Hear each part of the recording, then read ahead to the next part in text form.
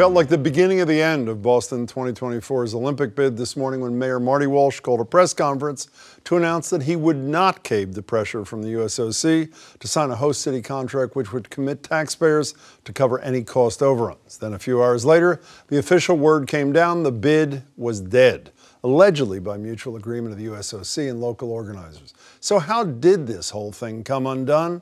WGBH's Adam Riley starts our coverage.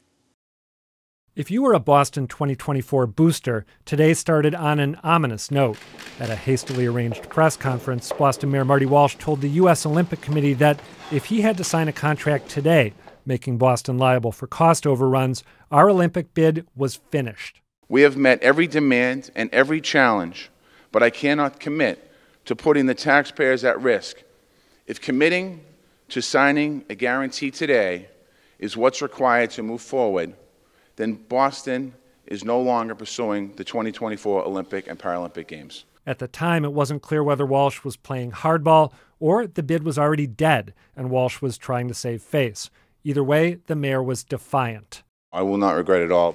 There's a potential there now, regardless of what happens with the Olympics, that we could develop Whitehead Circle into hundreds of millions of dollars in tax revenue and build out another part of our city, Harbor Point, Columbia Point, where we potentially could build 6,000 units of housing to fall in line with our housing plan. And then this afternoon, another press conference left Olympics opponents cheering.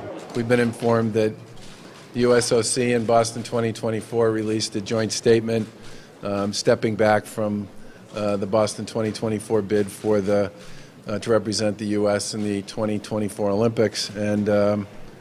And I guess what I would say is that is certainly their call. Like Walsh, Governor Charlie Baker praised Steve Pagliuca, the chairman of Boston 2024. And like Walsh, he said the bid process had spurred creative thinking about development. But while Walsh dismissed Olympics opponents as, quote, 10 people on Twitter, Baker was more respectful. There's been a pretty robust conversation about it. And look, I've lived here my whole life. One of the things I like about living in Massachusetts is we do have loud and robust policy and political debates on stuff like this. One final point to ponder. In its statement, the USOC didn't cite Mayor Walsh's refusal to sign that contract as a deal breaker. Instead, it blamed weak public support, noting that boosters just couldn't get a majority of Bostonians to back the bid. Mayor Walsh will join me tomorrow night to talk about the demise of Boston 2024 and what comes next. But joining me now to talk about today's developments are Adam Riley, State Representative Russell Holmes, who represents the part of Dorchester where Olympic tennis would have been played had the games come here, and Charlie Chipio, he's of the Pioneer Institute, former Romney advisor. Good to see all three of you.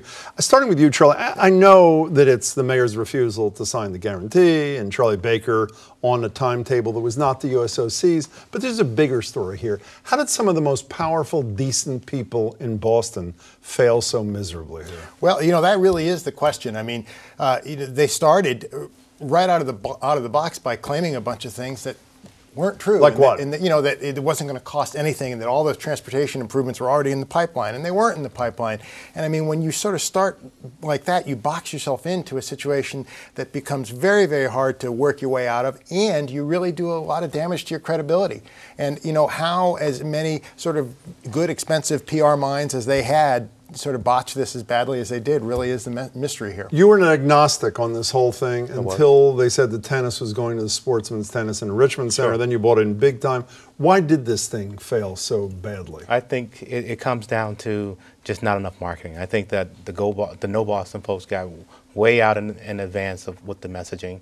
I think the folks at Go Boston. The mayor just said today there were only 10 people on Twitter who opposed this thing. Sure. Was that? Sure. Obviously, it was more than that. I did hear from more folks. Even when I was leaving my office today, there were some folks who were kind of saying, hurrah, hurrah. But it's more than just the 10 folks. But I think it was all about messaging. How about you?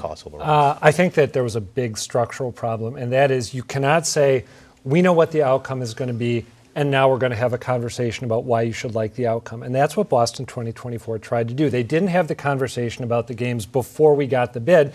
They reversed it, and people weren't buying it. Well, I think that Adam's onto something there, because I think we're seeing aside from what you think about the Olympics, a big change here. That we're seeing one of the first times the convention center, I think the refusal to expand it was the beginning of that, that this same sort of group of opinion makers in Massachusetts who have, I think, largely become rather arrogant because they always get their way. You're seeing them sort of take this for granted and that you're always going to go and do what we say, and people didn't buy it. Bipartisan elites, by the way. Yes, You've got Charlie Baker's absolutely, consultant, yeah. Will Kaiser, Doug Yeah. Rubin, Deval Patrick's old guy. Yeah. And it's interesting, then opposed to them, you had this really funky coalition of Occupy Boston alums on the far left and Howie Carr on the right. He wrote a column this weekend that had a lead that sounded like it was taken straight out of an Occupy rally. Well, also at the end of Surreal. one of his recent columns said, Boston 2024, come out with your hands up. Representative, were you upset today when you heard Marty Walsh say, I'm not going to do this guarantee? Because essentially that was the final nail. It on was the COVID. final nail. I wasn't upset because it made sense. I mean, we thought we had until September. So it makes sense to wait for the Brattle report, even though folks who are yes to it, we still wanted to see the report. And so I think the mayor was dead on to say, we're going to wait for the report, and then we'll see what we can do by September. You know, all this, we're visiting all this criticism on Boston 2024, but we should not spare, at least in my estimation, USOC. There's nothing that happened today that they didn't know a month ago. Right. Every time Right. Marty Walsh has been asked, will you sign a guarantee? For months, he has said, only if I'm sure that it won't cost the taxpayers money. Charlie Baker has said, since he and the Speaker and the Senate President said we hired the Brattle Group, when they come out in mid-August with their Right. determination. And that timeline was known. Exactly. So then I'll render verdict. So the USOC either decided a couple of months ago we want to figure out a way to take it away from Boston, or they are completely and totally clueless. Look, I think that the thing that personifies their point of view was Dan Doctoroff the other night. Here's what you're going to do.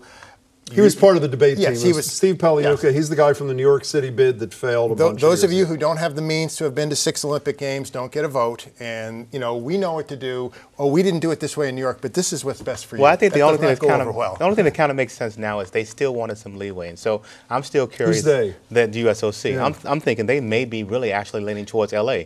I'm thinking they wanted to have an opportunity to give LA a chance over the next 7 weeks. Jim, just briefly, you made the point that the USOC has known everything that Marty Walsh said today and everything that Charlie Baker has been saying for a long time, which is why I'm not sure it's right to call the mayor's comments today the nail in the coffin. I think there's a good chance, and I don't know for sure, but I think we actually have to consider the possibility that the bid was dead in the water and that he decided to hold this presser almost for style points so that this could be told when the narrative is crafted down the That road. he drew And the Marty line in Walsh the he sand. drew a line in the Well, sand. and He said, I no, would- we're not. I And he wonder did about hold that. that. By the That's way, very what lends politically credence, smart. you agree with that? That's politically very smart. And before Charlie, what lends credence to your notion, Adam, is he held the press conference right in the middle, apparently, of this phone call that the governor was having with the USOC. It was sort of, I want to get there before they cancel this. We'll ask him tomorrow night. Charlie. Well, in watching Mayor Walsh throughout this thing, I have always sort of wondered. I've gotten the sense that he, a while ago, thought, wow, I got way out in front of this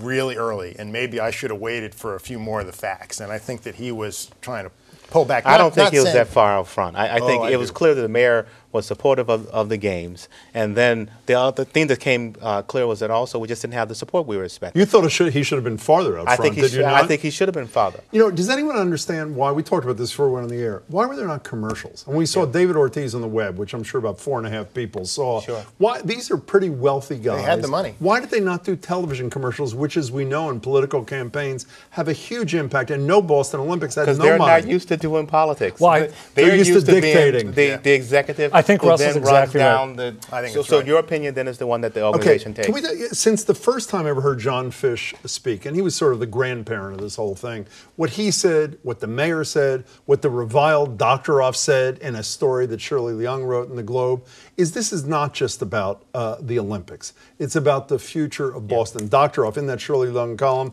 talks about how parks, stadiums, neighborhoods in New York City, even though it failed, even the first subway extension in 50 years ago out of the city's failed Olympic bid. So there's going to be a huge amount of pressure from people like you Absolutely. to say, you told us, Mr. Mayor and others, you were going to do great things for the city with or without the Olympics. Okay, the Olympics are gone.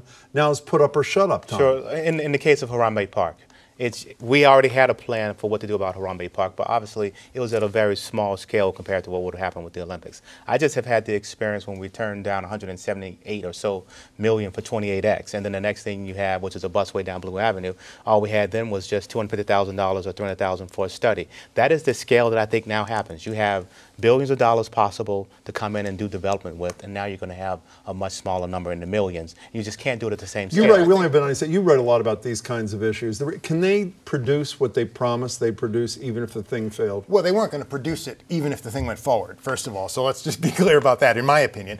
But I think the reality is that over the long term, they're going to have a lot more money to do these kind of things because the Olympics are a bath in red ink. I mean, they lose a ton of money, and you don't have to worry about that. Are we going now. to see 2 new neighborhoods, Widette Circle Sure. and others, in the next Good 9 question. years in Boston? I don't think we're any less likely to than if the Olympics went forward. Does this hurt our reputation? I mean, does this hurt Boston's? I mean, the whole notion was, a lot of people said, critics, Yeah. we don't need this to burnish Boston's reputation. It's a great world-class city. Do we now go down a notch because of this failure? I mean, I'm always suspicious of the whole world-class city dialogue. I'm, a transplant who came here and stayed here because I love it. I think that there's a narrative that can be told here where you have sort of crusty Yankees and their crusty cultural inheritors deciding, we've kicked the tires on this thing and we're really not that into it. I think it could bolster the city's opinion, depending on how you spin it. Adam Riley, it's great to see you. Thank you. Representative, good to see you. I'm sorry things didn't turn out the way we wanted. Charlie Chipio, good to see you as well.